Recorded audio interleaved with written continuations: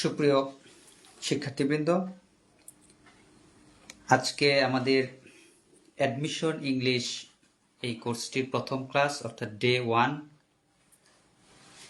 আমরা চাচ্ছি প্রতিদিন খুবই অল্প অল্প করে পড়ে আমাদের অ্যাডমিশনের সম্পূর্ণ ইংরেজি কোর্সটিকে শেষ করব।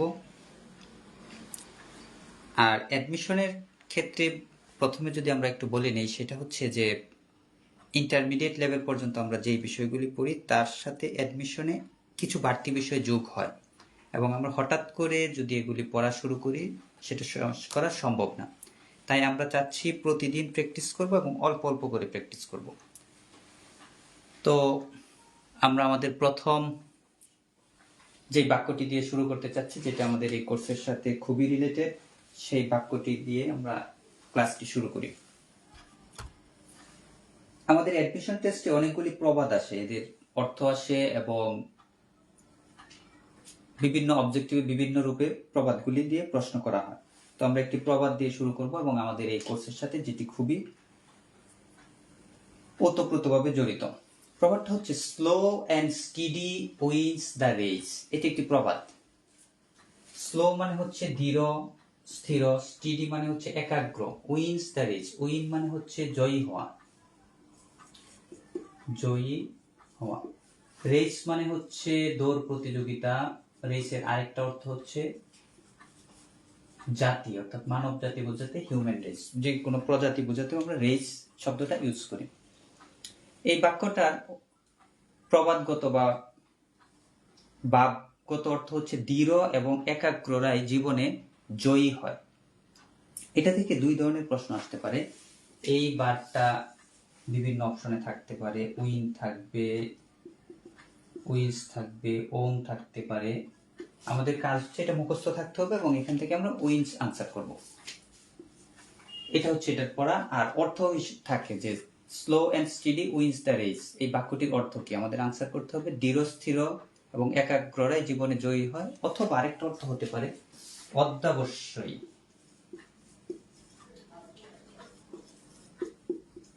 অধ্যাবসায়ীরা জীবনে জয়ী হয়। দুটি শব্দই থাকতে পারে, আমাদের মুখস্থ থাকতে হবে। এখান থেকে এই বাক্য থেকে আর যেই বিষয়গুলি আমরা শিখবো সেটা হচ্ছে সিনোনিম অ্যান্টোনিম শিখতে হবে আমাদের, যেটা খুবই গুরুত্বপূর্ণ অ্যাডমিশনের জন্য।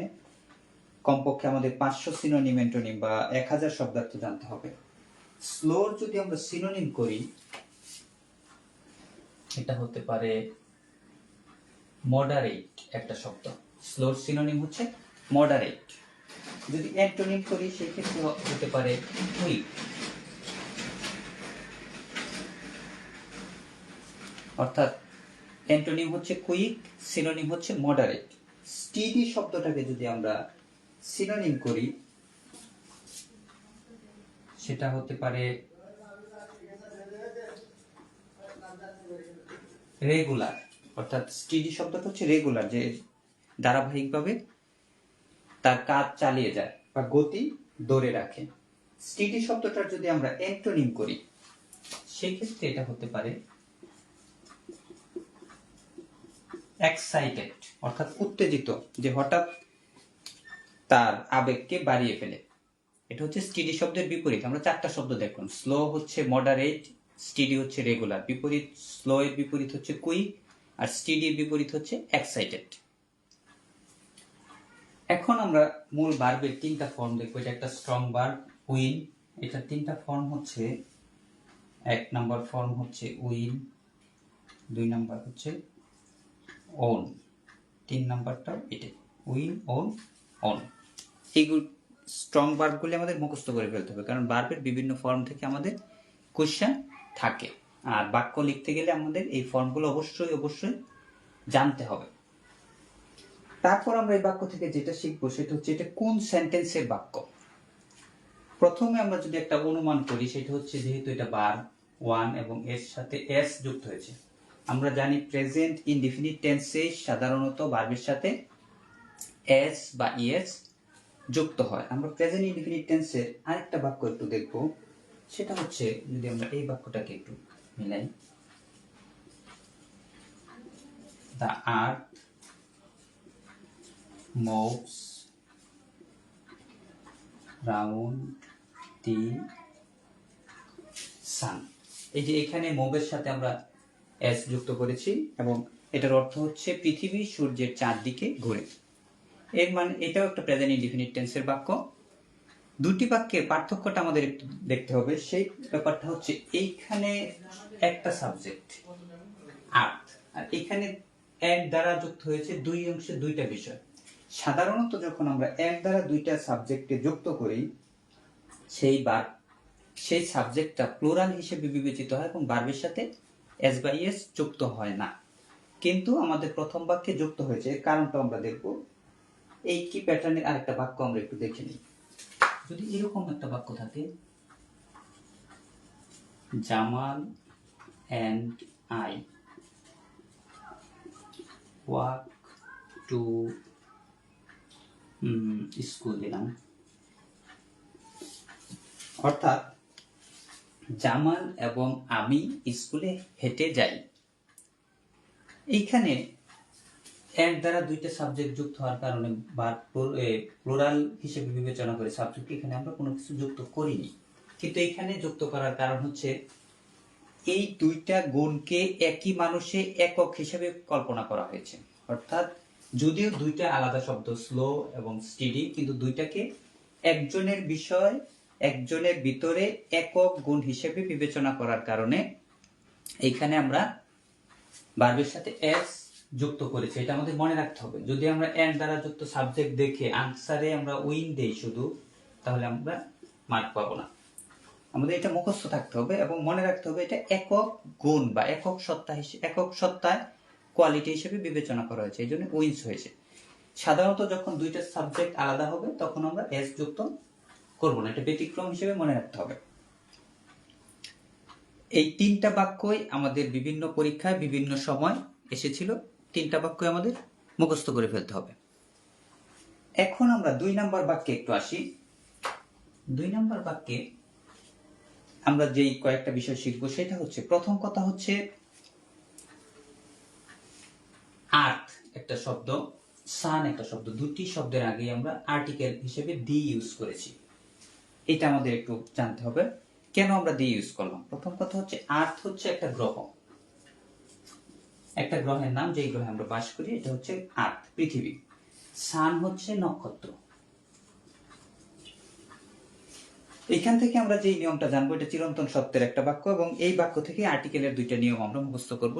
প্রথম নিয়মটা হচ্ছে গ্রহ এবং নক্ষত্র। এই যে গ্রহ দা আর্থ, নক্ষত্র দা সান, এই শব্দগুলির আগে টি শব্দটা ইউজ করতে হবে। আমরা আলাদা নিয়ম মুখস্থ করার দরকার নেই। যখনই এই টাইপ কোনো শব্দ আসবে, এই বাক্যটা আমাদের প্রায় সকলেরই মুখস্থ, যে দা earth moves round the sun. এই মুখস্থ বাক্য থেকে আমরা মনে রাখবো যে আর্থের আগে যেহেতু দি বসেছিল, সকল গ্রহের নাম, সেটা হতে পারে মঙ্গল গ্রহ, সেটা হতে পারে জুপিটার, সেটা হতে পারে অন্যান্য যে কোনো গ্রহ, সেগুলি এবং নক্ষত্র হতে পারে, সবগুলির নামের আগে আমরা দি ইউজ করব। এখান থেকে আরেকটা বিষয় আমরা যেটা শিখব, এই রাউন্ড শব্দটা। রাউন্ড শব্দের অর্থ হচ্ছে, বা এই প্রিপোজিশনটা এমন ক্ষেত্রে ব্যবহৃত হবে যেটা চারদিকে ঘুরে। যেমন আমরা জানি, যদি এটাকে আমরা সূর্য হিসেবে কল্পনা করি, পৃথিবীটা সাধারণত সূর্যের চারপাশে ঘুরে, এক বছরে সমুদ্রটা ঘুরে আসে যদি এটা পৃথিবী হয়। এই যে চারপাশে বোঝাতে যদি আমরা কোনো ওয়ার্ড বা বাক্যে চারপাশে শব্দটাকে ব্যবহার করি, সেই ক্ষেত্রে আমরা প্রিপোজিশন হিসেবে ব্যবহার করব রাউন্ড। এটা হচ্ছে চারপাশ বোঝাতে। এটা আমাদের মনে রাখতে হবে যে রাউন্ড প্রিপোজিশনটা আমরা অবশ্যই কখন ব্যবহার করব, যখন আমরা চারপাশ যেই ব্যাপারটা, এইটা যদি আমরা বোঝাতে যাই, সেই ক্ষেত্রে আমরা রাউন্ড শব্দটি ইউজ করব। তো আজকের জন্য আমরা এই টাইপ ওয়ার্ডগুলো শিখলাম। এখন আমরা তিনটা প্রিপোজিশনের ইউজ শিখব। আমরা দুইটা আর্টিকেলের ব্যবহার শিখলাম এবং প্রেজেন্ট ইনডিফিনিট টেন্সের দুইটা নিয়ম শিখলাম, যে সিঙ্গুলার যদি হয় সাবজেক্ট ভার্বের সাথে এস বাই এস যুক্ত হবে, আর এর দ্বারা দুইটা সাবজেক্ট যুক্ত হয়ে সাধারণত প্লুরাল হয়, এস বাই এস যুক্ত হয় না। এখন আমরা তিনটা প্রিপোজিশন একটু দেখব। যেমন যদি আমরা বলি যে আওয়ার কোচিং,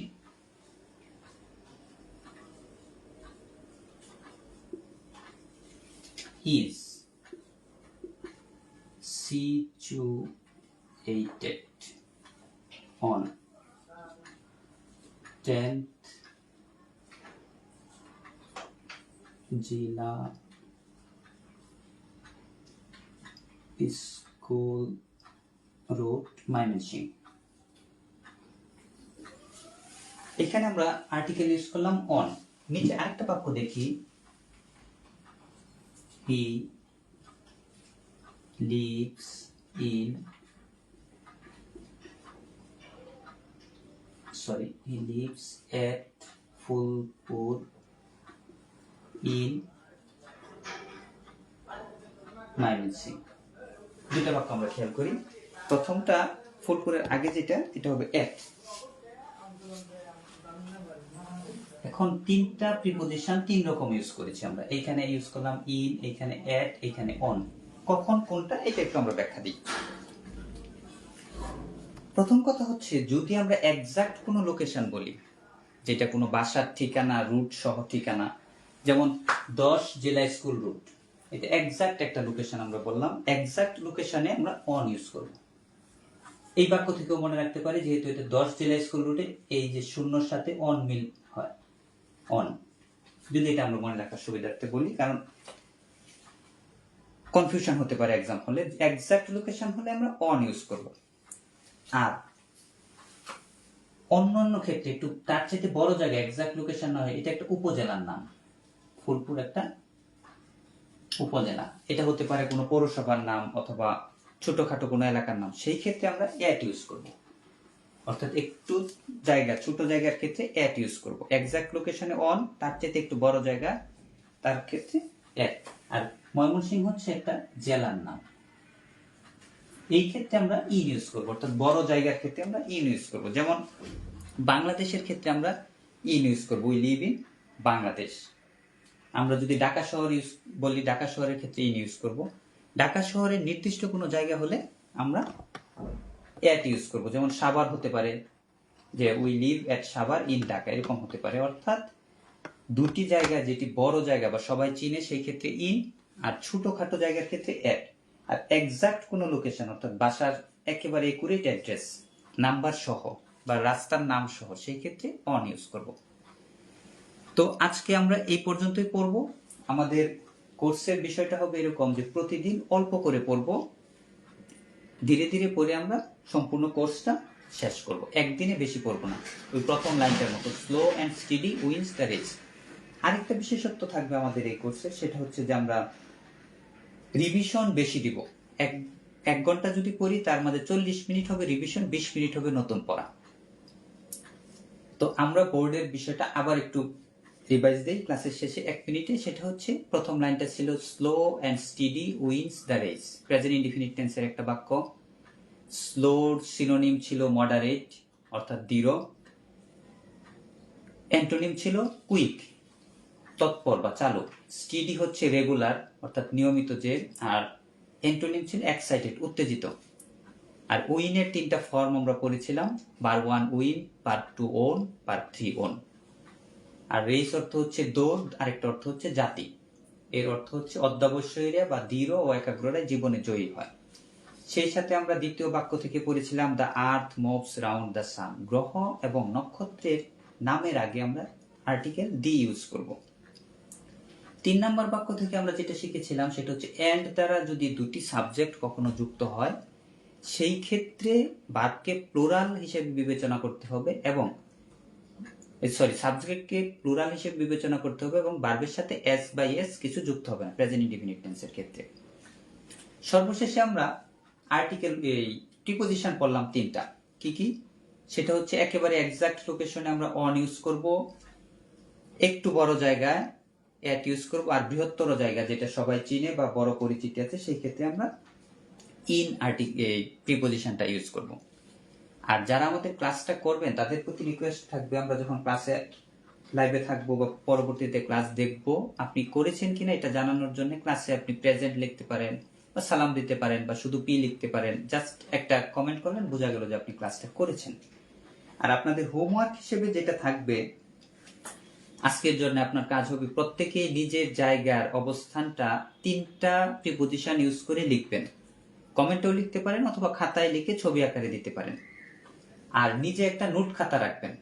অন্য কোনো কিছু লিখেন বা না লিখেন, যে বিষয়গুলো অবশ্যই লিখবেন সেটা হচ্ছে এই যে প্রবাদের অর্থ, এটা যেহেতু মুখস্থ করবেন, এটা অবশ্যই আপনার নোট থাকতে হবে, 1 নাম্বার। 2 নাম্বার, এই সিনোনিম অ্যান্টোনিম গুলা ওয়ার্ড মিনিং এ আপনি অবশ্যই লিখবেন কোনটার সাথে কি, এটা আপনাদের পরীক্ষায় 100% থাকে। এটা হচ্ছে 2 নাম্বার। আরেকটা আলাদা পেজে আমরা স্ট্রং ভার্বগুলি ধীরে ধীরে পড়বো। 1 number form, 2 number form, 3 number অর্থ, প্রেজেন্ট, পাস্ট, ফার্স্ট পার্টিসিপল ফর্মগুলো একটা আলাদা পেজে লিখবেন। এটা হচ্ছে আপনার হোমওয়ার্ক। আর লাস্ট প্রিপজিশন দিয়ে বাক্য বানিয়ে কমেন্টে সরাসরি লিখতে পারেন বা খাতায় লিখে জানাতে পারেন। আজকে এই পর্যন্তই। আগামী দিন আবার 9টায় আমরা ক্লাস শুরু করব। এরকম অল্প কিন্তু গুরুত্বপূর্ণ বিষয়গুলি আগামী ক্লাসে পড়বো এবং আজকের বিষয়টা আগামী ক্লাসে একটু রিভাইজ দেব। তো আজকে এই পর্যন্তই। সবাইকে ধন্যবাদ। আশা করি আপনাদের প্রিপারেশন ভালো হবে। খুদা হাফেজ।